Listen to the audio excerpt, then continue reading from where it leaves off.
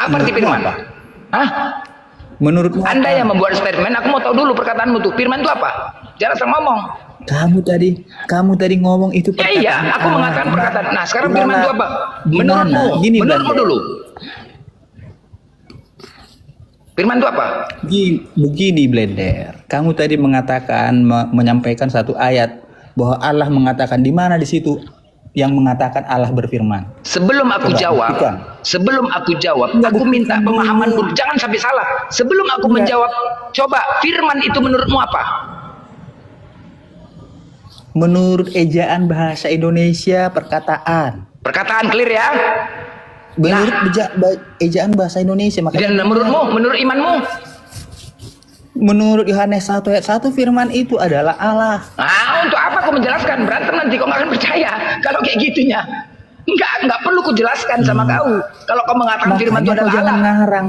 Kamu bilang tadi dalam Al-Quran. Baik. Sekarang begini. Di mana di situ dikatakan Allah? Ku ikutin kau. Firman pada mulanya. Benar, sebentar. Ku ikutin kau. Pada mulanya firman bersama-sama dengan Allah. Berarti bukan Yesus ya? Bukan ya? Bukan kan? Nggak usah dulu ngebahas kemana-mana. Saya tadi bilang Al-Quran itu perkataan berarti Allah. bukan Yesus. Di mana di situ mengatakan bahwa nggak perlu ku jawab, nggak perlu ku jawab. Tunjukkan dulu. Nggak perlu, karena apa? Firman menurut kau itu adalah Allah. Jadi nggak perlu ku jawab, bos. Dulu. Nggak perlu ku jawab lah. Ngapain ku jawab, begaduh kita nanti? Karena pemahaman kau firman itu adalah Allah. Jadi seolah-olah Allah itu bukan pemahamanku. Itu pemahaman kau, iman kau. Itu tertulis. Tapi kalau kau sepakat percaya dengan apa yang tertulis, firman itu adalah perkataan, iya kau yakinin firman itu adalah perkataan, ku jawab. Tapi kalau di hati kau firman itu adalah Allah, ngapain ku jawab, bos? Di mana tertulis rupanya firman adalah perkataan? Di mana? Loh. Jadi Allah berfirman. Di mana ayatnya? Tunjukkan ya. Allah berfirman. Apanya kau nih? Di mana di situ dikatakan? Ya, Yohanes 1 ayat 1. Pada mulanya Allah bersama dengan, pada mulanya firman bersama dengan Allah. Kalau kau mengatakan firman itu adalah Allah, babak belur lah kau, berarti bukan Yesus, bos. Bukan saya yang mengatakan itu. Jadi, ada ayatnya. Aduh. Nah, apa dasar kau Yesus itu Tuhan? Kalau gitu, apa dasar kau Yesus itu Tuhan? Firman itu adalah Allah. Yohanes 1:14. Firman itu telah menjadi manusia. Kecuali mirakel, kecuali pada mulanya firman bersama-sama dengan Yesus. Boleh? Atau Yohanes 1 ayat 1, pada mulanya firman bersama-sama dengan Allah. Merujuk kepada Yohanes 1:14. Firman telah menjadi Yesus. Boleh? Kuterima itu. Tetapi kan firman telah menjadi manusia. Seolah-olah firman itu adalah Allah menjadi ke manusia. Berarti semua manusia di bumi ini adalah Tuhan kalian. Aduh, belum cocok kau bicara Blender. Blender disalahkan kau. Mencret kau dah. Lanjut kau cuma. Ngobrol dengan aku. Dengan kau nggak cocok. Iya, firman itu apa dulu, Bang? Firman itu apa? Satu kan ada jawabannya, Bang Juma. Enggak, saya tidak tanya di mana tertulis firman. Saya tanya sama saudara, firman itu apa? Menurut Yohanes 1 ayat 1, firman itu adalah Allah. Oke, jadi firman adalah Allah. Terus? Oke, baik. Matius 4 nomor 4. Kita baca. Kan baca gitu. silakan. Iya, baca. Jangan kita bernarasi ngarang-ngarang. Baca aja, baca. Jangan kayak ini, kok kayak perempuan ya. Baca aja langsung. Matius berapa? Mate meja. Markus berapa? Matius. Makanya jangan kayak wanita-wanita Ananda. Diskusi itu jangan kayak wanita. Nomor 4. Ayat 4. Nomor. Jangan ke Islam-Islaman lah, pakai nomor aja. Jangan gini Bang Juma. Nomor 4. Abad ke-78 loh. Jangan ngarang. Oh, ada kata ayat rupanya di dalam kitabmu, kau menggunakan dasar ayat itu. Ada? Ya ada dong. Gimana ayat sih? coba kamu tunjukkan kata ayat di dalam kitabmu. Kok kayak perempuan ya? Sikit-sikit kata. Iya, tapi itu bukan kitab suci kan? Iya, KUHP aja pakai ayat kok. Iya, tapi itu bukan kitab suci. Itu bukan kitab suci. Ya nggak apa-apa, bagi pendusta, pembohong, penyesat nggak apa-apa. Manusia aja yang bilang baca. Ini Bang Juma. Ya, baca. Yang bilang ini bukan kitab suci siapa? Saya barusan. Yesus juga. Ikan. Ya, kalau Yesus tidak mengenal kitabmu. Yesus tidak mengenal kitab kamu itu. Kayak jangan perempuan ngarang, dia. jangan. Kayak Jangan perempuan ngarang. dia. Kayak Malu kayak kita. waria lagi haid. Malu kita. Sedikit-sedikit Katanya Bang ketawa. Juma, Lu kok ini berapa malu? orang loh? Ini 1,3 pelajaran loh samamu. yang nonton ini. Hei, Yesus tahu nggak Bibelmu itu? Nggak paham Alkitab kan bicara kita Bang Juma ini gimana? Kayak waria lagi gombal Oke, laki-laki. kita baca Kenapa? ya. Kita baca ya. Matius Ya, 4, silakan. ya. Silakan kau baca. Tetapi Yesus menjawab, ada tertulis, manusia hidup bukan dari roti saja, tetapi dari setiap firman yang keluar dari mulut Allah. Terus? Dari setiap firman yang keluar. Firman tadi apa? Firman tadi apa? Menurut Yohanes 1 ayat 1, firman itu adalah Allah. Terus? Oke, coba kau ganti kata firman di Matius 4 nomor 4. Coba. Apa hubungannya dengan Matius 4 Loh, ayat 4? Tadi kau katakan bahwa firman itu adalah Allah. Sekarang kau baca Bukan Matius saya 4. yang mengatakan Bang Juma, aduh. Iya, sekarang kamu baca Matius 4 pakai kata Allah. Manusia hidup bukan dari roti saja, melainkan dari setiap Allah yang keluar dari mulut Allah gitu. Gitu. Bang, Matius 4 sama Yohanes 1 sama. Sama dong. Sama dong. Ketawa lagi. Kayak waria lagi haid. Bahaya udah. Ini gimana sih Bang Juma ini? Kenapa kau Saya katakan pikir tidak lebih sama? cerdas juga, rupanya sama juga rupanya. Aduh. Ini kayaknya waria memang ini kawan. Hei, Sama katanya Yohanes 1 coba, ayat 1 dengan Matius 4 ayat 4. Coba Aduh, saya ketawa tanya. loh di bawah Coba ini. saya tanya samamu. Ketika Yesus mengatakan Yohanes 8:42, apa kata Yesus? Aku datang dan keluar dari Allah. Dan aku datang bukan atas kehendakku sendiri. Pertanyaan saya samamu, yang keluar dari Allah berupa Yesus itu apa? Firman atau apa? Iya, apa hubungannya dengan Yohanes enggak? 1? Kutanya dulu samamu. Yohanes 8:42 itu yang keluar dari mulut Allah ketika Yesus mengatakan, aku datang dan keluar dari Allah. Siapa yang terus? keluar dari Allah ini? Siapa yang keluar dari Allah? Yesus kan berkata di situ. Terus masalahnya apa? yang keluar dari Allah itu apa? Aku datang dan keluar. Aku datang dan keluar dari Allah. Yang keluar ini apa? Yang keluar itu kan Yesus yang berkata.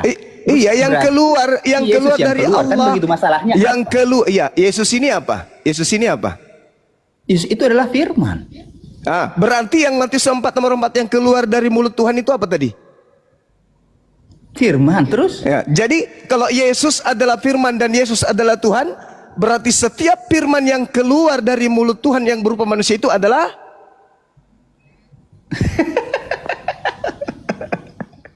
Kok jadi seperti itu sih Bang Juma? Aduh, saya pikir ayat yang satu dengan ayat yang lain mau Oh, gila disama-samakan. ketawa nih, gila ketawa dia nih.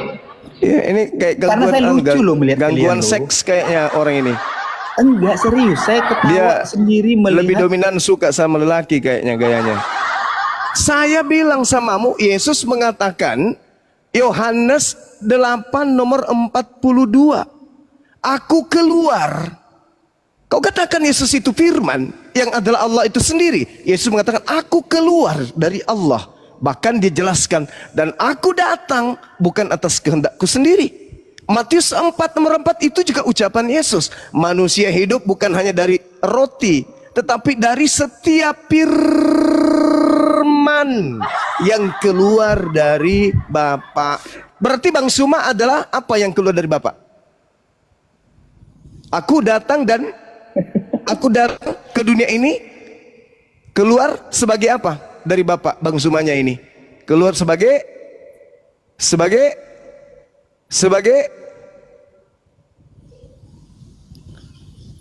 terlalu lama otakmu pensiun, kawan.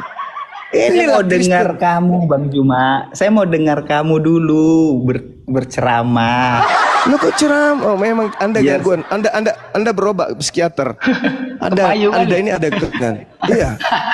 Caramu berbicara, Bung. Saya ini orang psikolog. Saya ngerti kau caramu tuh ngomong, ketahuan cara diskusimu itu. Sudah jelas-jelas. Yohanes 8:42, aku datang dan keluar dari Bapa. Yesus mengatakan manusia adalah firman yang keluar dari Bapa. Bedanya saya dengan Yesus apa coba? Siapa rupanya yang keluar dari Bapa? Menurut Yesus segala Apa firman yang rupanya ada keluar dari Bapa, Bang Cuma? firman kan tadi guru saya bertanya samamu. Kan tadi Bang Yang Bleder mana? bertanya samamu. Loh, Yesus itu adalah firman yang keluar dari mulut Bapa. Matius 4 nomor 4. Siapa bilang itu? Loh, yang tadi kamu jawab itu apa rupanya? Yesus ini kau bilang Tuhan. Terus? Ya, mana dalilnya Yesus Tuhan? Kau lari ke Yohanes 1 nomor 1 kan? Yohanes 1 nomor 1 itu firman Tuhan, perkataan malaikat atau ucapan Yesus? Itu perkataan Yohanes. Ayo. Oh, kalau Matius 4 nomor 4 perkataan siapa? Perkataan Yesus. Terus masalahnya apa? Valid mana? Valid mana? Yohanes atau Sama-sama ucapan valid. Yesus? Sama-sama valid. Oke, sama-sama valid. Sekarang yang patut dan yang harus dipercaya menurut Tuhan, Yohanes atau Yesus? Gak ada dibanding-bandingin itu Bang Oh, Cuma. ada Itu dong. kamu aja yang Ada dong. Ada dong. Ada Di dong. mana? Astagfirullahaladzim ya Allah. Inilah kalau kewanita-wanitaan kayak gini. Di dalam Yohanes 3 Bang nomor Cuma. 16. Yohanes 3 nomor 16. Inilah begitu besar, begitu besar kasih karunia Karena begitu Tuhan, besar kasih Allah akan ya. dunia ini. Sehingga Terus dia, apa hubungannya? kan kau bertanya Encong, jadi saya jawab. Iya, apa Sehingga hubungannya, Encong loh? diam dulu Aduh. Encong. Sehingga dia menganugerahkan anaknya yang tunggal. Siapa anaknya yang dimaksud di situ? Yohanes atau Yesus? Hah? Ular macam apa kau ini? Siapa anaknya? Yohanes atau Yesus? Menurut Yesus, manusia itu semuanya berasal dari firman yang keluar dari mulut Tuhan. Jadi kalau kau menyembah firman, sembahlah itu bom-bom, karena dia juga firman menurut Yang Yesus. mana? Yang mana menurut Yesus semua yang keluar dari mulut Allah itu adalah manusia mana? Yohanes yang saya baca, yang kau baca tadi Matius 4 nomor 4, manusia hidup bukan hanya dari roti saja, bukan. iya, Apa? tetapi Aduh. tetapi Dari setiap firman yang keluar dari mulut Allah. Terus maksudnya apa itu? dari mana manusia jadi dari setiap manusia itu dari firman? Lah itu ucapan Yesus, Bahlul. Yesus yang mengatakan berbicara tentang makanan, makanya aduh gimana sih? ya makanan di situ roti, yang firman apa? Apa orang ini? Dalilnya jelas sekali di sana. Manusia hidup bukan hanya dari roti saja, melainkan dari setiap firman yang keluar dari mulut Tuhan. Firman yang keluar dari mulut Tuhan ini Tuhan atau bukan? Ular macam apa kau ini? Woi, Waduh. Kamu yang nggak paham apa? firman yang keluar dari mulut Tuhan ini apa? Iya. Iya apa? Perkataan yang keluar dari perkataan. mulut Allah. Perkataan. Terus ketika apa Yesus hubungannya perkataan yang tunggu sebentar. Apa hubungannya? Nah, perkataan yang di Matius 4 dengan Yohanes 1 ayat 1 apa hubungannya? Loh, tadi kamu yang memaknai firman yang adalah Allah itu sendiri kau artikan sebagai Tuhan. Kan lucu. Saya bukan memaknai, saya nggak ada tambah-tambahin maknai. Kan loh. kamu ditanya Saya hanya tadi. membacakan. Guru saya bertanya, mana dalilnya Yesus itu Tuhan? Kau lari ke Yohanes 1 nomor 1. Padahal Iya, di situ- terus? Lah, Matius 4 nomor 4 mau ke kemana kan? Jadi mau disamakan itu dengan Yohanes 1 ayat 1 gitu. Harus wajib baca nomor 14-nya. Ketawa lagi Encong ini. Baca nomor 14 Gimana Encong. sih? Masa? Hei, nomor 14-nya coba kau baca. Baca nomor 14-nya. Yohanes 1-mu itu. Baca. Baca. Waduh. Baca kok waduh pula, pakai ludah dulu. Kok baca? Nomor 14 kok baca? Kita baca ya. Baca. Aduh, Baca Encong. Nggak paham. Nggak paham pula. Alkitab, Nggak paham Alkitab. pula Bible. Apa yang sulit dari surat kabarmu itu? Apa yang sulit? Ayo kau baca nomor 14 ya. Firman itu Baca. telah menjadi manusia. Firman Dan menjadi dia di manusia. antara kita. Firman Terus? menjadi manusia. Yang menjadi manusia ini apa? Firman terus. Ya apa itu firman? Firman itu adalah Allah. Berarti Allah menjadi manusia. Betul. Nah, sekarang kau masuk ke Matius nomor 4. Matius 4 nomor 4. Manusia Apa hubungannya hidup Matius 4 dengan ada hubungannya dong. Ada hubungannya Nggak ada dong. hubungannya, Bang Juna. Kok tidak ada Itu hubungannya? konteksnya Kok berbeda. tidak Aduh. kok tidak ada hubungannya? Kok tidak ada hubungannya? itu ketika- konteksnya udah berbeda.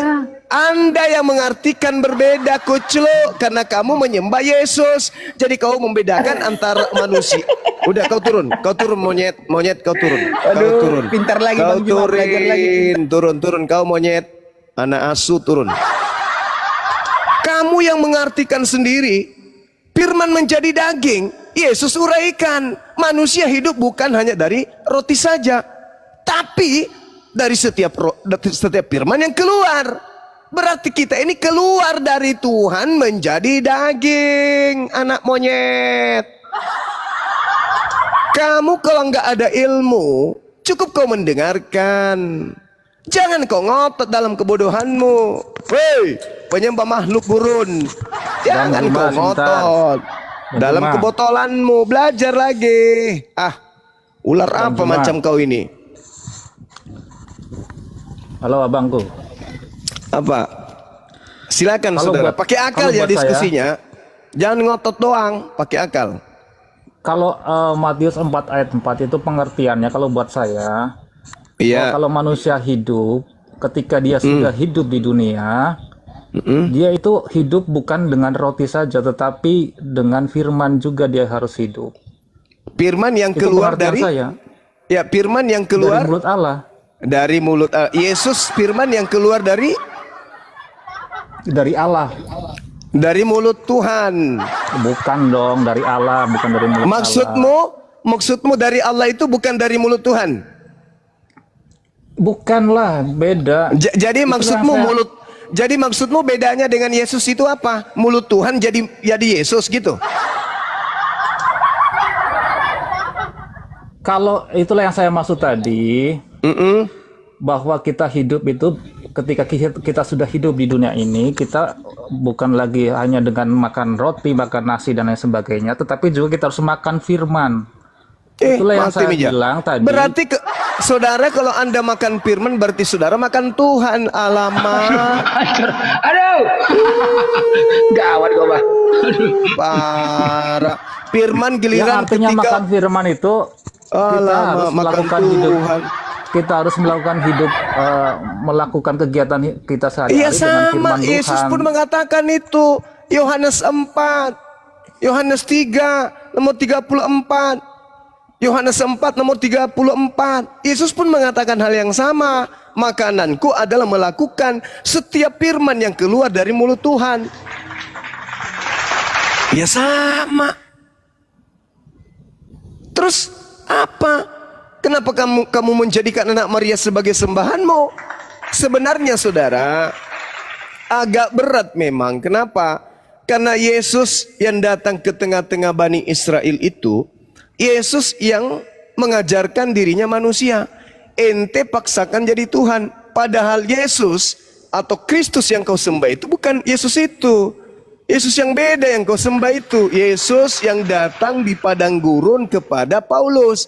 Itu yang kamu sembah. Berbeda dengan Yesus yang kau paksa jadi Yesus, jadi Tuhanmu ini. Makanya kelak kalian diusir sama Yesus yang asli. Karena yang kau sembah, kau ke gereja, makan babi dan seterusnya itu instruksi dari Kristus yang datang di padang gurun, yang memalsukan nama Yesus dan memakai gelar Kristus. Sedangkan Yesus anak Maria bukan itu. Makanya kalian keteteran. Mau sampai mana, sampai kapanpun dan mau sampai manapun kalian memaksakan anak Maria untuk duduk sebagai Tuhan, tidak bisa. Karena Yesus sendiri bersaksi kalau dirinya itu hanya utusan. Yohanes 5 nomor 36, ada kesaksianku yang lebih penting dari kesaksian Yohanes Pembaptis, bahwa seluruh pekerjaan yang aku lakukan, pekerjaan itu yang aku lakukan sekarang, dan pekerjaan itu yang bersaksi tentang aku, bahwa Bapaklah yang telah mengutus aku. Yesus bersaksi sebagai utusan Bapa. Kalian memaksakan dia menjadi Tuhan itu sendiri dengan mengambil Yohanes 1 lah dan bla bla bla seterusnya. Enggak, bukan itu polanya. Kristus yang datang kepada kalian itu adalah Kristus yang dewa yang diceritakan di dalam Filipi 2, 6, 7, 8. Kristus dikatakan dewa mengosongkan diri, tidak mempertahankan kedewaannya, melainkan dia mengosongkan diri dan mengambil rupa manusia dan menjadi seorang hamba dan taat, bahkan taat sampai mati di atas tiang salib. Itu oknum yang berbeda dengan firman yang menjadi daging, Bung. Coba saya bandingkan ya, dengarkan baik-baik. Kalau Anda membaca Filipi 2 nomor 6, nomor 7, nomor 8, Anda akan sampai kepada pesan Kristus di padang gurun kepada Paulus bahwa dirinya adalah pencipta langit dan bumi yang turun mengosongkan diri, tidak mempertahankan kemudian keilahiannya, melainkan dia mengambil rupa hamba dan menjadi manusia, lalu taat sampai mati. Itu Tuhan yang kamu sembah. Jadi Tuhan itu sendirian turun menjadi manusia. Sedangkan kalau di dalam Yohanes itu, firman yang adalah perkataan yang keluar dari mulut Tuhan turun kepada Maria, dibawa oleh Gabriel atau Roh Kudus, maka dia menjadi daging. Firman itu menjadi daging, maksudnya perkataan Tuhan yang menjadi daging. Sedangkan yang ada di ajaran Kristus yang datang ke Paulus bukan firman Tuhan yang menjadi daging, tetapi Tuhan itu sendiri yang menjadi daging. Itu pembedaannya. Jadi ketika Anda ditanya, mana buktinya bahwa Yesus itu Tuhan? Jangan ambil Yohanes 1 nomor 1, jangan. Tapi ambil Filipi 2 nomor 6, nomor 7, nomor 8. Bahwa ada yang turun ke bumi mengambil rupa manusia. Dia mengambil rupa bukan menjadi daging, tapi mengambil rupa. Itu bedanya. Jadi jangan kamu anggap bahwa Yesus yang kalian sembah itu anak Maria. Enggak, beda, Bung. Itu Yesus, dua Yesus yang berbeda. Satu manusia, satu bukan manusia. Begitu.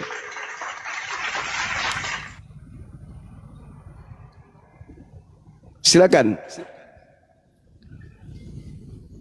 Ya, buat saya Paulus adalah rasul ya Bang Zuma ya. Karena begini, kalau landasan fondasi saya, kenapa Paulus mengaku bahwa dia rasul yang dipilih langsung oleh Yesus Kristus, bukan oleh manusia? Galatia 1 ayat 1 sampai 3. Karena murid-murid di Kisah Para Rasul pasal 1 ketika mencari pengganti Yudas, mereka berinisiatif dengan melakukan hal mengundi. Ini undian adalah pola yang di daerah sana itu adalah menjadi kebiasaan untuk mengambil sebuah keputusan ketika tidak ada firman Tuhan langsung untuk memilih. Ini dilakukan oleh murid-murid, terutama oleh Petrus, Yakobus, Yohanes, untuk mencari pengganti Yudas. Setelah diundi, ketemulah Matius. Ini pola yang salah, karena 12 murid dipilih langsung oleh Yesus Kristus, bukan berdasarkan undian. Itulah sebabnya kemudian Allah atau Yesus menampakkan diri kepada Paulus dan mengangkat dia sebagai rasul yang ke-12. Buat saya itu. Jadi saya bisa mengimani dengan jelas, dengan pasti bahwa rasul ke-12 adalah Paulus. Sehingga tulisan-tulisannya kemudian bisa kami percaya dengan baik. Oke. Paulus itu memang rasul. Dia memang utusan, tapi bukan Rasulullah, tapi Rasul Kristus. Memang saya akui Paulus itu Rasul Kristus, Rasul yang diutus oleh makhluk roh yang ngaku-ngaku Kristus. Itu Paulus. Coba Anda lihat ketika Yesus berkata bahwa di dalam Yohanes 1:51, langit terbelah, malaikat naik turun menuju kepada manusia bernama Yesus. Anak manusia bernama Yesus. Sedangkan Paulus mengatakan dalam Galatia 1, nomor 11, nomor 12, aku menerima Injil bukan dari manusia. Bukan dari manusia, aku terima Injil. Sedangkan Yesus itu adalah manusia. Yesus mengatakan manusia. Kemanapun dia pergi, dia tetap manusia. Bahkan kedatangannya yang kedua kalinya, Matius 24, nomor 27, nomor 29, dan nomor 30, datang kedua kalinya sebagai anak manusia. Duduk di atas sebelah kanan Bapa sebagai anak manusia. Dia terlahir sebagai anak manusia. Dia terangkat ke atas sebagai anak manusia. Sedangkan yang datang kepada Paulus bukan anak manusia. Camkan baik-baik. 2 Korintus 11 nomor 4, Paulus mengatakan ada Yesus lain. Di dalam Matius 24 nomor 24, Yesus mengatakan ada Yesus lain. Jadi masing-masing dua tokoh ini mengakui adanya dua Yesus. Sekarang apa bukti bahwa Yesus yang lain ini bukanlah Yesus anak Maria? Satu, ketika Yesus mengatakan dalam Matius 24 nomor 23, jadi kalau ada orang berkata kepadamu ada Mesias di gurun, ada Mesias di dalam bilik, jangan kamu percaya. Kenapa jangan percaya? Karena itu adalah Mesias palsu. Tuh kata Yesus tuh. Sedangkan Paulus bertemu dengan Mesias di gurun. Paulus bertemu Mesias dalam bilik. Tergenapi. Jangan percaya. Apa endingnya? Orang Kristen hari ini ketika dia di gereja bernubuat, bermujizat, mengusir setan pakai nama Yesus Kristus. Ketemulah orang gereja Kristen dengan Yesus nanti. Tapi apa kata Yesus? Enyahlah daripadaku, aku tidak mengenal kalian. Kalian semua adalah pembuat kejahatan. Jadi yang di gereja yang mereka panggil Yesus Kristus itu Yesus Kristus yang mana? Mereka menyembuhkan orang sakit. Rasul Irubis kemudian menyembuhkan orang sakit pakai nama Yesus. Tapi kok Yesus tidak mengenalnya? Berarti ada Yesus yang sakti, yang Yesus sampaikan dalam Matius 24 nomor 24. Mesias palsu akan datang melakukan banyak mujizat sekiranya mungkin menyesatkan orang pilihan.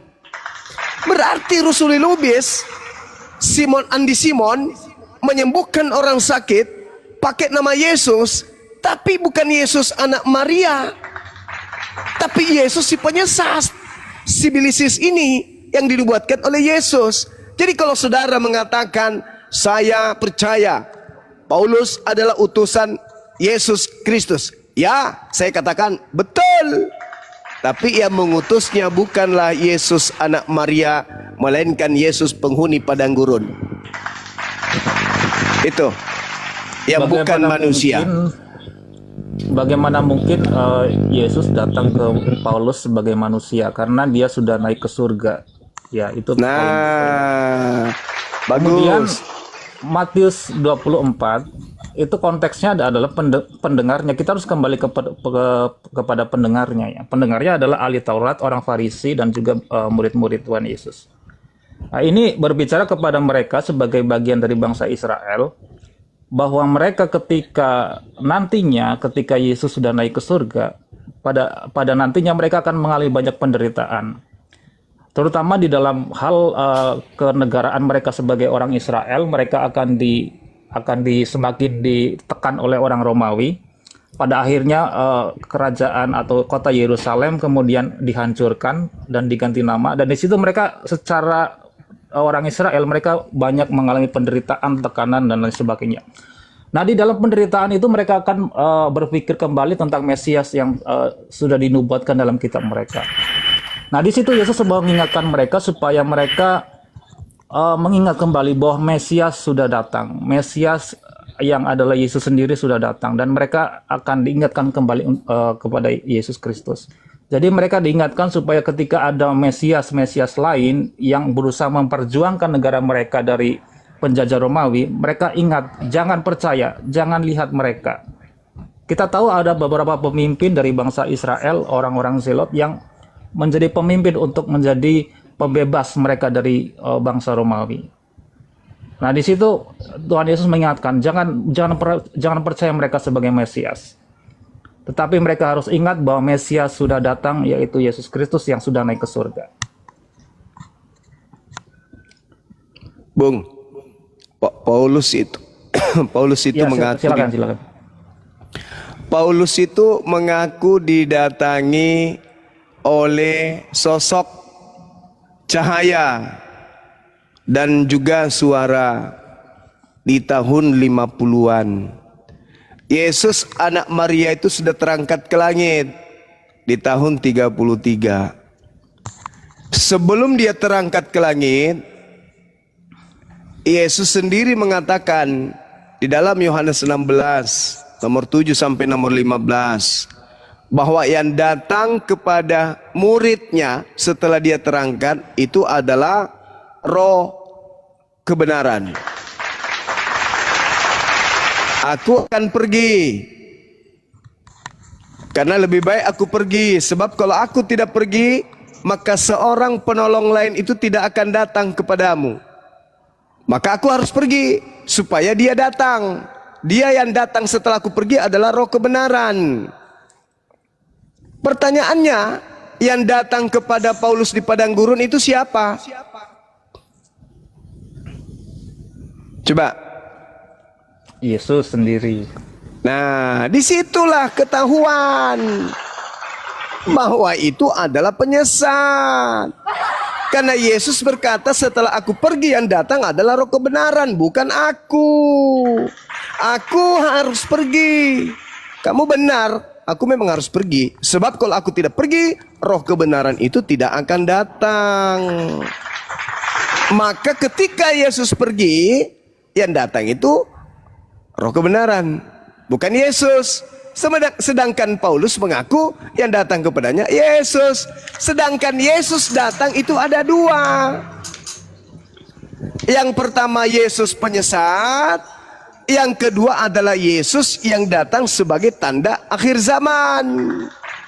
Kalau Yesus penyesat yang datang tidak diiringi oleh tanda-tanda akhir zaman. Kalau Yesus yang asli datang, maka tanda-tanda akhir zaman akan menyertainya. Baca nomor 29, nomor 30. Bintang-bintang berjatuhan, matahari menjadi gelap, bulan tak bercahaya. Bintang-bintang berjatuhan, kuasa langit akan berguncang, akan nampak di tengah langit anak manusia, bukan cahaya dan juga bukan hanya suara, tapi juga manusia. Jadi ada dua yang datang Yesus setelah Yesus terangkat.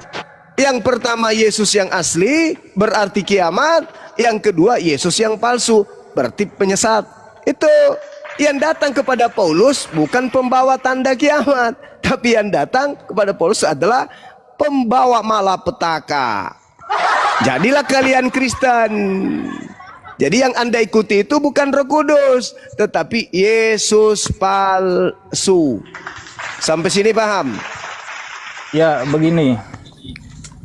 Kalau janji tentang roh kebenaran, roh penghibur itu adalah bagi murid-murid. Itu disampaikan jelas di Yohanes pasal 14:6. Itu dijanjikan kepada murid-murid ketika Yesus masih ada bersama murid-muridnya, bahwa mereka akan menerima roh kebenaran ketika Yesus naik ke surga. Tetapi Paulus saat itu tidak bersama-sama dengan murid-murid dan juga dengan Yesus. Jadi hal ini, konteks ini tidak berlaku untuk Paulus, karena Paulus tidak bersama-sama dengan murid-murid. Dia masih berada di Tarsus sebagai seorang murid bernama Gamaliel. Nah, kita bisa lihat di sini bahwa Yesus mendatangi Paulus dalam bentuk cahaya di langit untuk memberitahukan bahwa yang dia sedang sesat, dia sedang dera adalah, bahkan dia sedang bunuh adalah orang-orang Kristen, adalah murid-murid atau pengikut-pengikut Kristus pada waktu itu. Dan setelah Paulus didoakan oleh Ananias dan dia disembuhkan dari kebutaannya akibat melihat cahaya yang begitu besar, Akhirnya Paulus kemudian barulah di situ dikatakan dia menerima Roh Kudus, menerima roh kebenaran itu. Demikian Bang Juma. Oke. Saya mau tanya dulu sama saudara. Roh Tuhan itu roh kebenaran atau bukan? Roh kebenaran. Ya, roh kebenaran. Kalau berbicara mengenai roh kebenaran, itu nabi atau bukan?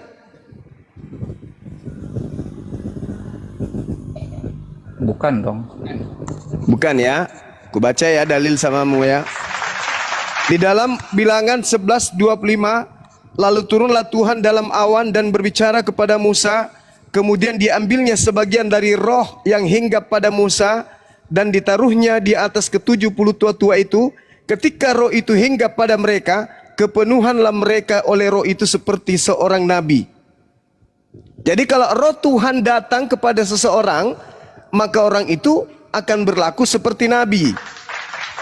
Nehemia 9:30. Namun bertahun-tahun lamanya engkau melanjutkan sabarmu terhadap mereka. Dengan rohmu engkau memperingatkan mereka, yaitu dengan perantaraan para nabimu. Roh Tuhan di sini nabi. Kenapa Anda mengatakan bukan?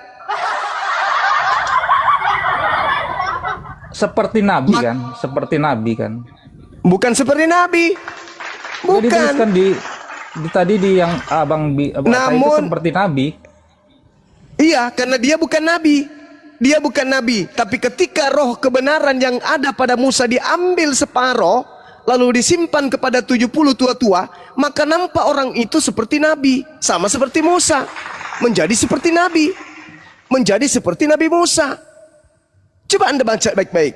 Bahkan dikatakan dalam Nehemia 9:30 tadi. Namun bertahun-tahun lamanya engkau melanjutkan sabarmu terhadap mereka dengan rohmu. Engkau memperingatkan mereka, yakni dengan perantaraan para nabimu. Rohmu itu ya nabimu. Roh kebenaran ya nabi yang membawa kebenaran. Contoh. Ya, berarti roh. Ya. Nah, berarti Paulus nabi. Yang menerima roh kebenaran intinya menjadi nabi gitu kan? Menjadi nabi. Berarti Paulus nabi. Konteksnya sudah menjadi rasul yang menerima roh kebenaran.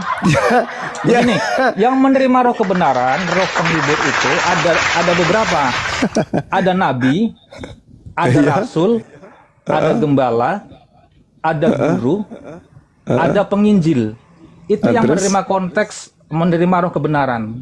Jadi kalau Paulus sebagai rasul, abang. Oke. Nah, sekarang kamu baca 1 Yohanes 4 nomor 1. Apa katanya di sana, Bang?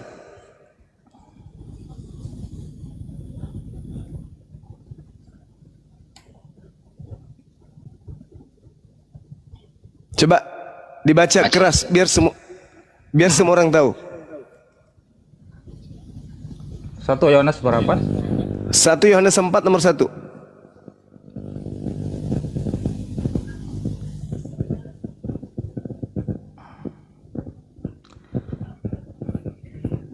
Dan setiap roh yang tidak mengaku bahwa Yesua Hamasiah Kok bisa jadi ke situ?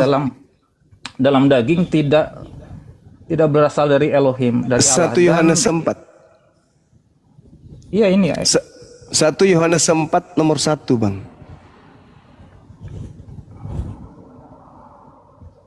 Oh, nomor 1 ya. Iya.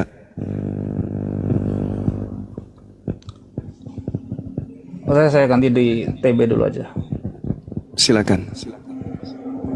Atau saya bantu bacain?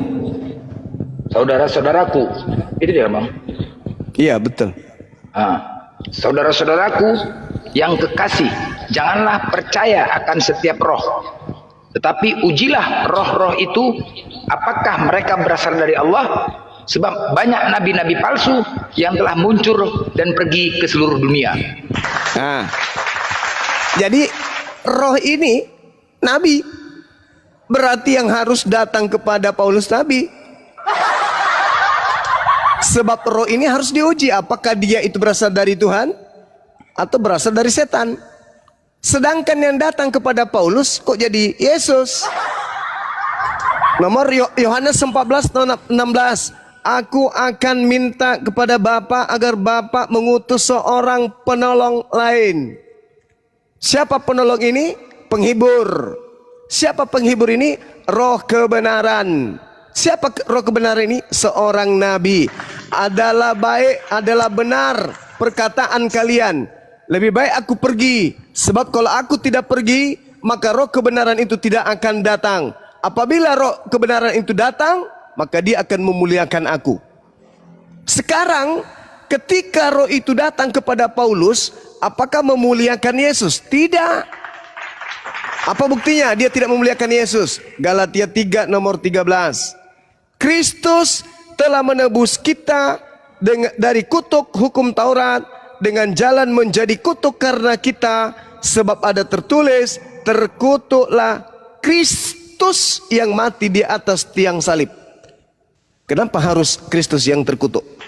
Ilmu dari mana dapatnya Paulus ini? Halo, malam Bang Suma, izin diskusi. Iya. Kenapa Begini. ini Paulus dapat ilmu dari mana? Kalau Yesus ini terkutuk. Ini yang memang nggak bisa dimengerti ya, karena begini, ini kembali kepada pengertian tentang beberapa nubuatan di dalam perjanjian lama tentang datangnya Mesias yang dipercaya oleh bangsa Israel, orang-orang Israel pada waktu itu adalah sebagai pembebas mereka dari penjajah Romawi, sebagai pemimpin Bukan dari bagi dosa. negara mereka. Iya, bukan dari Ini yang dosa waris. bukan dari dosa waris. Ini yang dipercaya oleh orang-orang Israel kebanyakan. Yang dipercaya oleh orang Israel kebanyakan. Tetapi Nah, Paulus itu dia. berbeda. Paulus memiliki persamaan dengan orang-orang Eseni yang percaya bahwa yang Mesias yang datang adalah Mesias yang membebaskan mereka dari dosa, bukan Itu tertulis Mesias di yang mana? membebaskan dari penjajahan. Tertulis di mana Mesias itu pembebas dari dosa waris? Di mana itu, Bang? Kalau kita baca di dalam kitab Roma, itu adalah penjelasan yang sangat Roma. Kalau Roma itu, Bang, luar berarti biasa baiknya di situ. iya. Kalau Roma itu, Bang, berarti itu sudah bisikan Kristus di padang gurun. Ini yang kita minta. Ini pola Kristus yang datang kepada Bani Israel itu, apakah Kristus pembebas dari dosa waris? Kan bukan, Anda sendiri mengatakan bukan. Tapi Kristus yang datang kepada Paulus mengatakan kepada Paulus kalau Kristus itu adalah pembebas dari dosa waris. Dua Kristus yang berbeda. Halo, malam Bang Suma, izin diskusi. Malam. Dari tadi Malam, malam-malam malam ini. aja. Gantian. Gantian ya, kita diskusi ya Bang Suma. Saya tambahkan. Leminho kenapa dulu, Paulus sabar. Kenapa Paulus sangat bisa mengerti bahwa Yesus datang membebaskan dia dari dosa. Ya. Saya tambahkan sedikit, ketika dia menjadi seorang penyiksa, dia seorang pendera, dia seorang bahkan pemimpin dari gerombolan untuk mengejar orang-orang Kristen pada waktu itu dan membunuh mereka. Bayangkan dengan begitu banyak kesalahan yang dia perbuat, tetapi dia tetap diterima sebagai rasul, dia menjadi seorang hamba Tuhan yang dipakai Tuhan secara luar biasa. Disinilah dia mendapatkan sebuah pengertian bahwa benar-benar Yesus adalah orang yang membebaskan manusia dari dosa. Segala sesuatu yang dia lakukan kepada orang-orang Kristen pada waktu itu tidak diperhitungkan di mata Tuhan. Iya. Pertanyaan Kalau saya, kita Bung. bayangkan sekarang, mungkin kalau sekarang orang melakukan hal itu tentunya sudah diperhadapkan dengan hukum, dengan peradilan. Tetapi Pertanyaan saya, Bung. perjalanan dia membuktikan bahwa Tuhan tidak memperhitungkan kesalahannya gitu, Bang Suma. Pertanyaan saya kepada saudara. Paulus menerima 13 kitab itu dari Elohim atau dari sosok yang mengaku Kristus? Itu dulu. Sebagian besar dia terima dari Elohim. Di mana Sebagian besar Elohim? ya. Di mana Elohim pernah berfirman kepada Paulus? Tunjukkan dalilnya. Oke, saya berjelas begini. Pertanyaannya Iya. mungkin salah. Seharusnya Bukan. pertanyaannya adalah Apa berasal itu? dari Elohim atau berasal dari roh kebenaran atau berasal enggak. dari Kristus Dia palsu, kan begitu. Dia mengaku bahwa yang datang kepadanya adalah Kristus. Pertanyaan saya, adakah Paulus menerima firman dari Elohim atau dia menerima firman dari Kristus? Itu.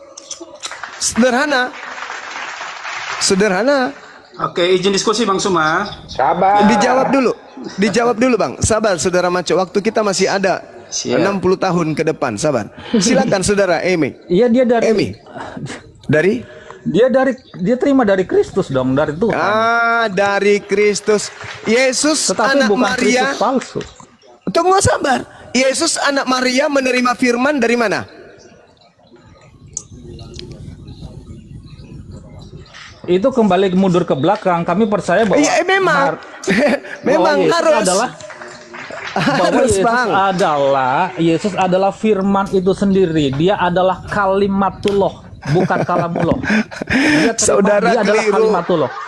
Kalau Yesus adalah kalimatullah, kenapa dia masih menerima firman dan kenapa dia tidak bisa berkata-kata dari dirinya sendiri?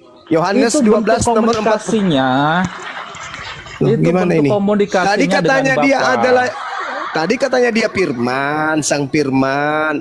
Masa sang firman masih mendengarkan firman dari oknum lain? Gimana ceritanya? Yesus Yohanes 12:49, aku tidak dapat berkata-kata dari diriku sendiri. Sedangkan yang datang kepada Paulus memberikan 13 kitab.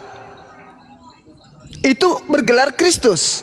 Sementara Yesus meminta kepada muridnya agar waspada kepada yang bergelar Kristus.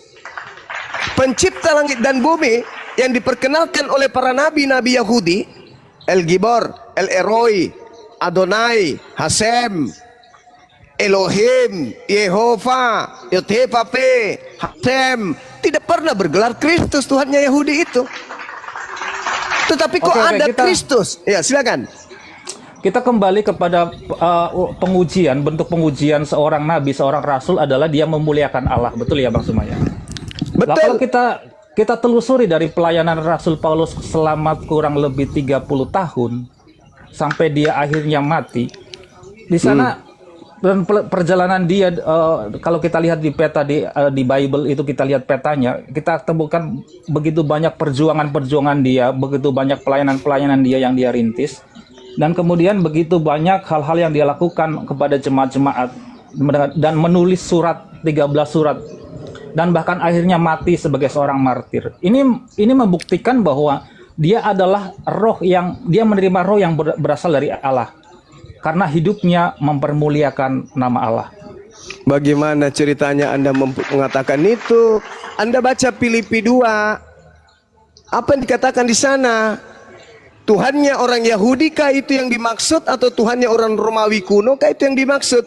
Yang turun mengosongkan diri, tidak mempertahankan kemudian ketuhanannya, melainkan mengambil rupa manusia dan mati dibunuh manusia, itu memuliakan.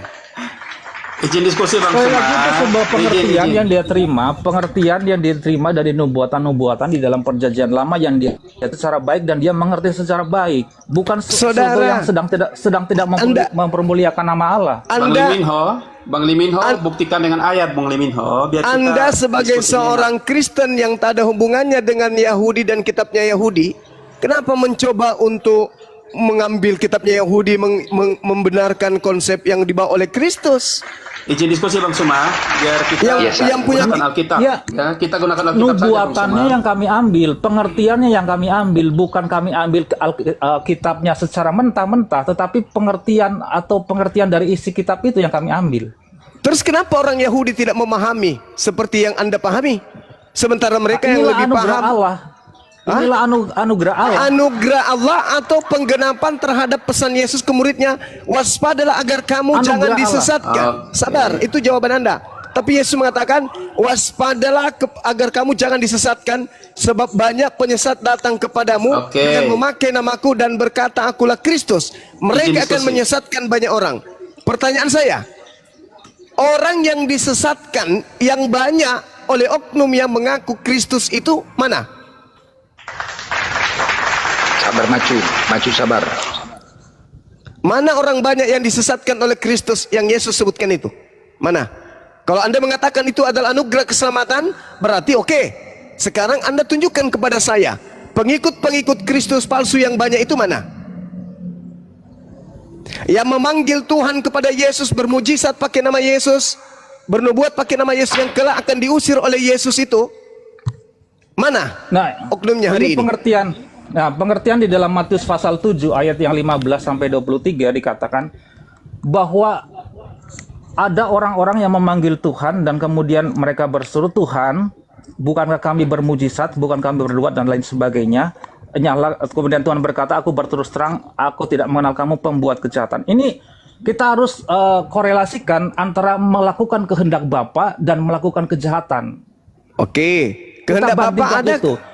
Oke. Karena begini. Gimana? Karena Gimana? hal pelayanan yang mereka lakukan bukanlah tentang buah mereka. Bedakan buah pelayanan dengan buah perbuatan. Karena melakukan kejahatan adalah berbicara tentang buah perbuatan, bukan buah pelayanan. Apakah jahat ketika kita bermujizat? Apakah jahat ketika kita bernubuat? Apakah jahat ketika kita mengusir setan? Kan tidak. Tetapi yang dimaksudkan melakukan kejahatan adalah melakukan hal-hal yang melanggar hukum. Itulah yang dinamakan dengan buah perbuatan, bukan buah. Oke. Ini jadi konteksnya berbicara tentang buah perbuatan. Sekarang begini. Bukan buah pelayanan. Sekarang bukan perbuatan pelayanan. Sekarang yang Anda harus jelaskan ke kita sesuai dengan pesanan Yesus. Dari buahnya kau dapat melihat mereka. Apa buahnya? Memanggil Yesus Tuhan, bernubuat, mengusir setan, bermujizat. Itu buahnya. Dan item ini muncul. Sabar. Kenapa Anda mengatakan bukan sementara Yesus mengatakan itu? Kenapa jadi Anda bertentangan dengan ini? Saya jelaskan tadi Bang Dari Suma, buahnya, dari buahnya. Waspadalah kepada nabi-nabi palsu yang datang kepadamu. Nyamar domba tapi mereka serigala. Yang mana itu wahai Tuhan Yesus?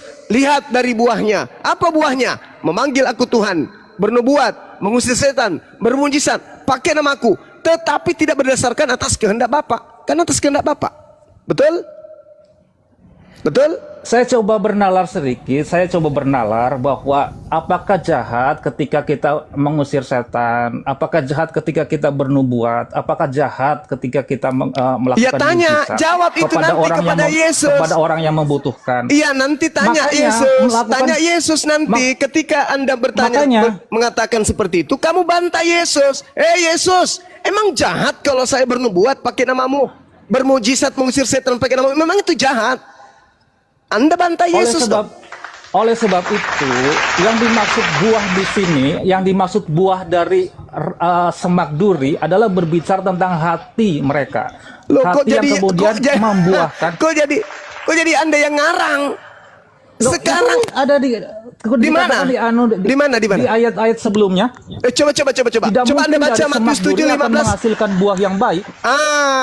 Berarti batang yang baik akan menghasilkan buah yang baik. Pohon yang buruk akan menghasilkan buah yang buruk. Kan itu. Pohon yang baik akan menghasilkan buah yang baik, tetapi pohon yang tidak baik akan menghasilkan buah yang tidak baik.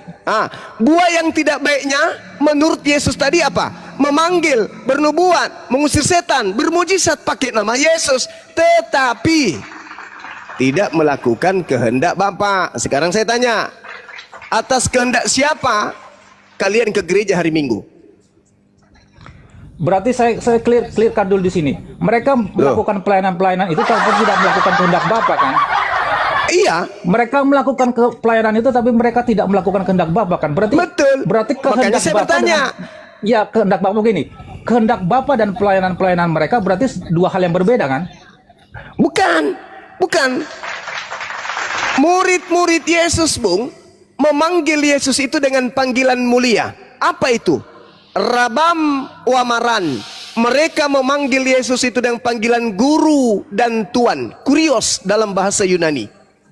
Mereka memanggilnya. Tetapi mereka ini adalah pelaku firman. Mereka melakukan apa yang dijalankan dan diperintahkan oleh Torah. Sedangkan Kristen menggunakan nama Yesus, bernubuat, mengusir setan, bermujizat dan seterusnya, tetapi meninggalkan kehendak Bapa. Ada enggak kehendak Bapa menyembah Yesus? Tak ada. Ada enggak kehendak Bapa menjadikan Yesus tumbal penebus dosa untuk dosa-dosa kalian? Tak ada. Ada enggak kehendak Bapa agar kalian makan babi? Tak ada. Ada enggak kehendak Bapa agar kalian tidak bersulat? Enggak ada. Ada enggak kehendak Bapa agar kalian ibadah hari Minggu? Enggak ada. Maka buah-buah yang kamu perlihatkan ini didasari oleh apa yang Yesus uraikan. Namun apa yang kalian kerjakan bukan atas kehendak Bapa. Maka dari itu kalian hanya menggunakan nama Yesus Kristus untuk melakukan hal yang sama dengan murid-muridnya. Tapi Yesus Kristus yang kalian panggil itu bukanlah Yesus yang asli. Begini, ya, kembali kepada anugerah Allah tentang pengertian-pengertian nubuatan yang dipahami oleh Rasul Paulus dan juga kebanyakan orang Kristen pada zaman sekarang. Itu adalah anugerah Allah yang mereka terima oleh karena Roh Kudus, oleh karena pengertian dari Roh Kudus. Dan yang di dalam Matius pasal 7 ayat 15 sampai 23 ini adalah sekelompok segelintir oknum yang kemudian mengerjakan pelayanan-pelayanan seperti yang dilakukan Yesus, yang juga adalah janji yang Tuhan Yesus berikan bahwa mereka akan melakukan perkara yang jauh lebih besar dari yang Tuhan Yesus lakukan. Tetapi mereka kemudian didapati tidak melakukan kehendak Bapa, tidak berkarakter seperti Bapa, tidak, ya seperti saya sederhanakan, tidak melakukan sedekah dan lain sebagainya, tidak melakukan firman-firman yang lainnya. Ini adalah sekelompok. Kenapa Anda tidak berani, Bung? Kenapa Anda nggak berani membahas atau menjawab pertanyaan saya? Atas kehendak siapa kalian melakukan kekristenan ini? Kan poinnya di situ. Jangan Anda blurkan. Kan udah jelas tuh. Memanggil, bernubuat, mengusir. Tetapi tidak melakukan kehendak Bapa. Kalian melakukan 3 hal tersebut. Memanggil, 4 hal. Memanggil, bermujizat, mengusir, apalagi bernubuah.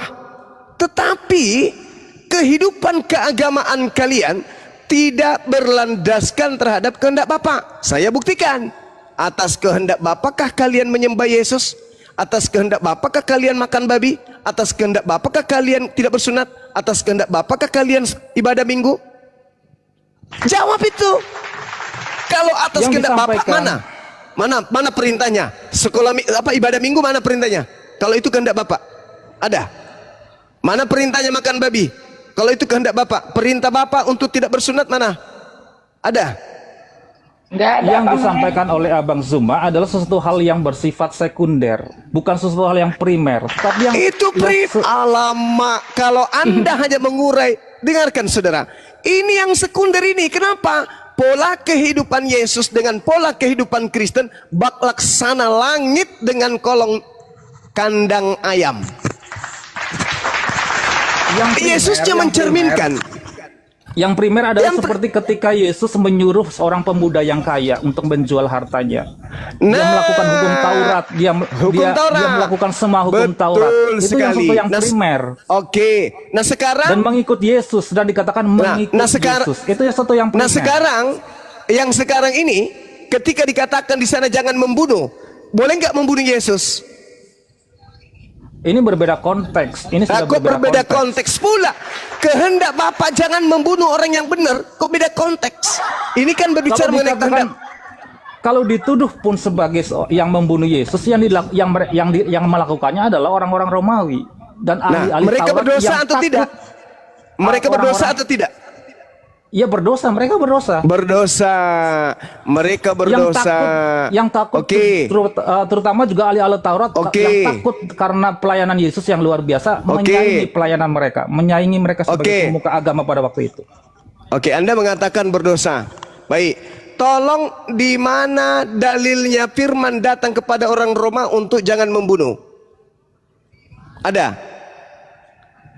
firman Tuhan kepada orang Roma untuk jangan membunuh? Enggak ada. Kalau dituliskan secara eksplisit, secara tertulis tentu tidak. Nah, memang di Roma adalah penjelasan utuh dikatakan tentang hukum Taurat dan lain sebagainya. Nah, sekarang ketika Anda mengatakan yang berdosa itu adalah orang Roma,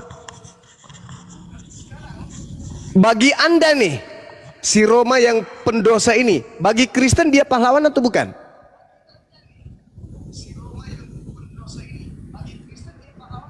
Bagi Kristen, bagi kami tetap mereka adalah orang-orang yang tidak percaya kepada Yesus sebagai utusan. Mereka tidak percaya. Nah, dari hasil dari hasil mereka tidak percaya kepada Yesus, apa yang kalian dapatkan? Kebaikan atau keburukan? Dari hasil mereka tidak percaya kepada Yesus, kebaikan atau keburukan yang kalian dapat? Kami tidak menerima apa-apa. Sesungguhnya kami tidak menerima apa-apa. Karena ini semua kehendak. Karena ini semua kehendak Tuhan. Di mana? Tunjukkan kepada saya kehendak Tuhan membunuh orang yang tidak bersalah. Yesus berkata begini kan, kenapa saya katakan kehendak Tuhan? Yesus berkata bahwa ketika dia berada di Taman Getsemani, dia berkata bahwa bukan kehendakku ya Allah, ya Bapa, tetapi kehendakmu yang jadi. Nah, makanya saya bertanya, kan?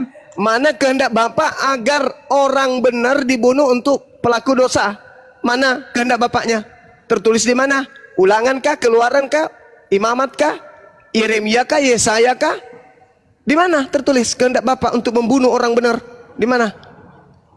Agar dosa-dosa orang Kristen ini ditebus, mana perintah Bapaknya? Mana kehendak Bapak? Tunjukkan ke saya. Sampai Anda bertelur, Anda tidak akan pernah bisa menunjukkan itu. Karena itu hanya konsep yang dibisikkan oleh Kristus makhluk padang gurun kepada nabinya Paulus. Tidak ada dalam data kitabnya orang Yahudi Tuhan memerintahkan orang membunuh orang benar supaya mendapatkan dosanya itu dihapuskan. Enggak. Makanya Tuhan mengatakan dalam Imamat 1 nomor 12, katakan kepada orang Yahudi apabila mereka hendak mempersembahkan hewan kurban untuk penebus dosa, hendaklah mereka mempersembahkan kurban hewan berupa domba, kambing, sapi, lembu. Makanya kitab kalian yang muncul belakangan ini menjadikan Yesus itu menjadi hewan. Yohanes 1:29, inilah anak domba Allah yang akan, itu kan kalian yang membuatnya. Itu bukan firman Tuhan, bukan sabda Yesus. Kalian sendiri yang membuat itu, mendudukkan Yesus menjadi binatang. Harusnya inilah Tuhan penebus dosa yang nusul datang ke bumi mengambil rupa manusia. Jangan kau bilang binatang. Kalau Anda mengatakan Yesus binatang, berarti ini akal-akalan. Anda ingin supaya orang itu menganggap Yesus itu domba. Karena hanya domba lah yang menjadi penebus dosa bagi Bani Israel. Sehingga Yesus dijadikan sebagai domba, setara dengan binatang.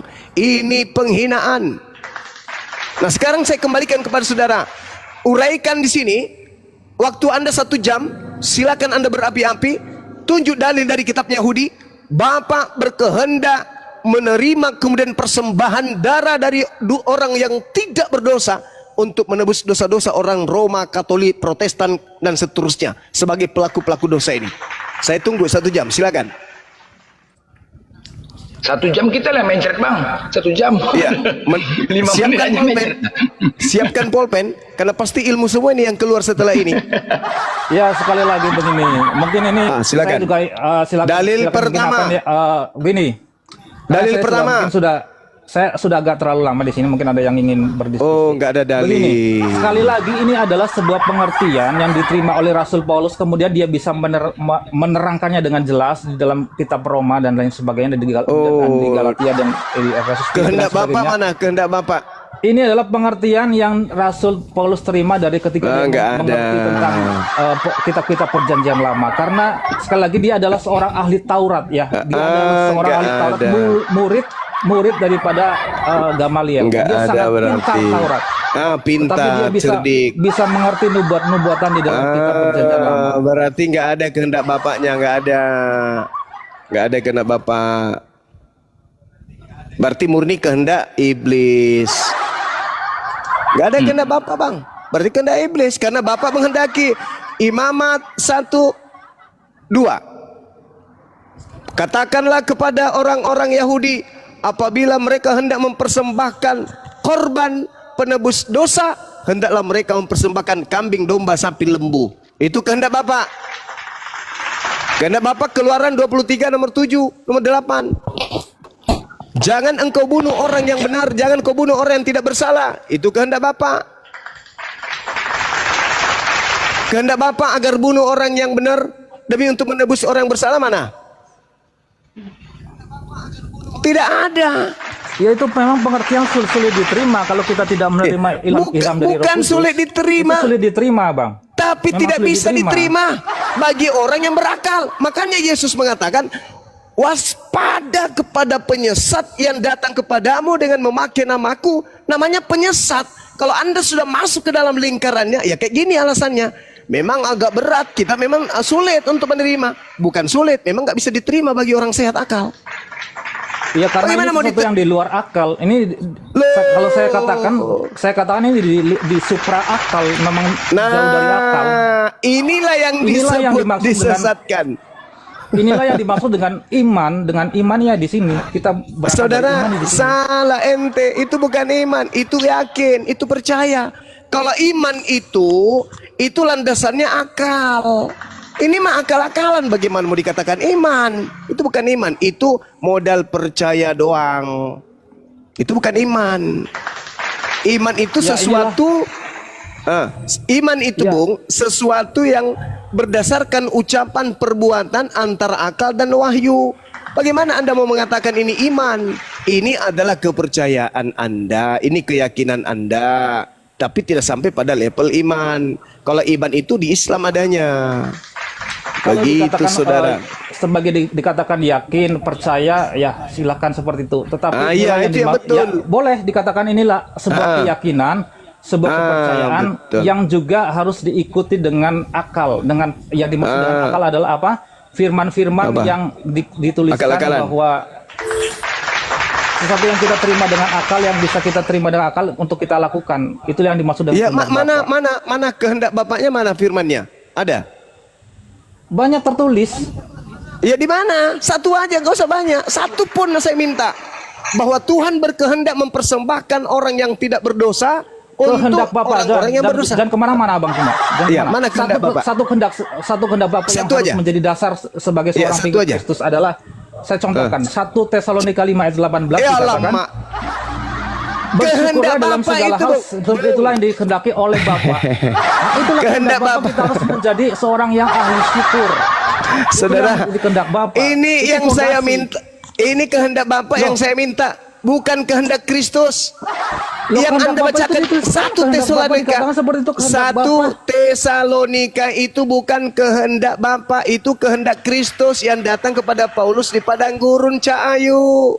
Dikatakan kehendak Bapa itulah sebab itulah yang dikehendaki Di mana Bapa. Bapak? Di mana Bapak pernah menyampaikan itu kepada Paulus? Terakhir Bapak berfirman itu kepada Yesus. Dan segala firman yang Bapak berikan kepada Yesus, Yesus persaksikan dalam Yohanes 17:8. Segala firman yang engkau berikan Bapak, telah aku terima dan telah aku sampaikan kepada mereka muridku. Muridku telah menerimanya dengan pasti dan mereka percaya bahwa engkau lah yang telah mengutus aku. Murid-murid Yesus percaya kalau dia utusan Bapak.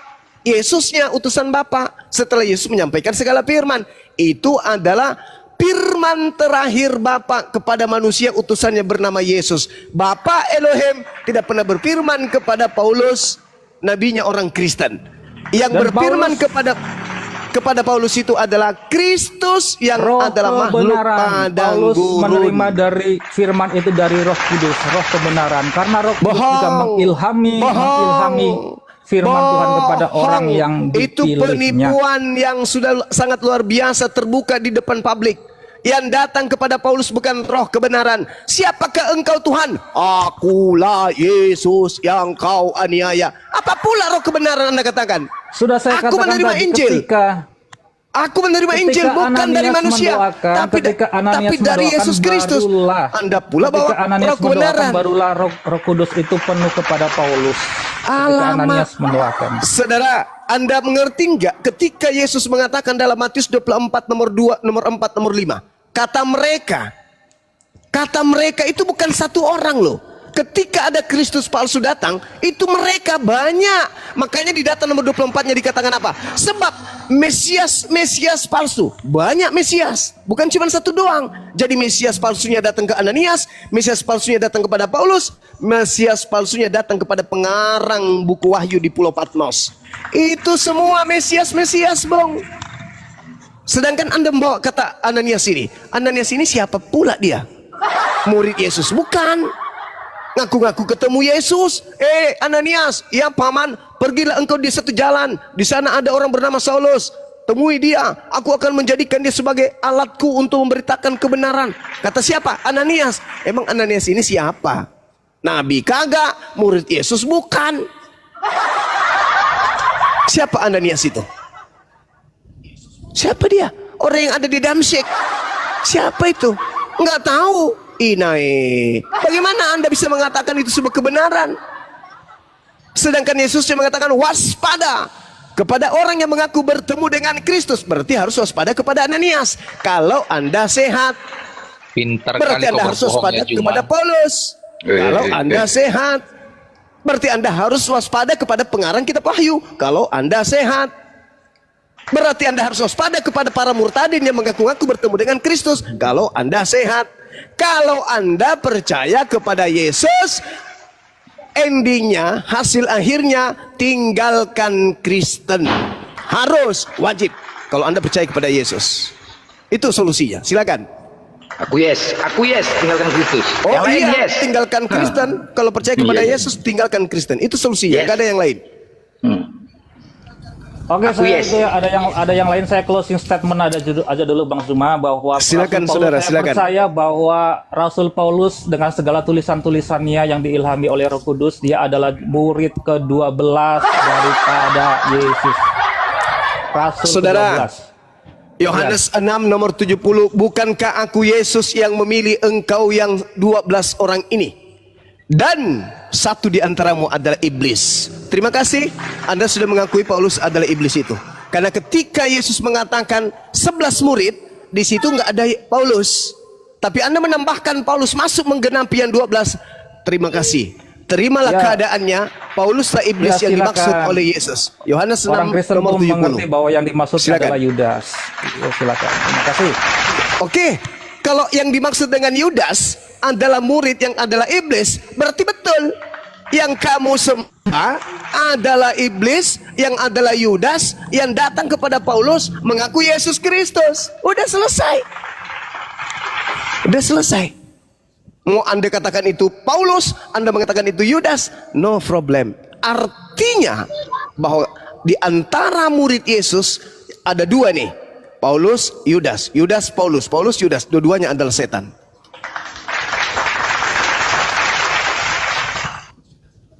Karena yang sebelah sini bukan setan, satu harus setan. Kalau Anda mengatakan itu Yudas, berarti Paulus masuk kemana?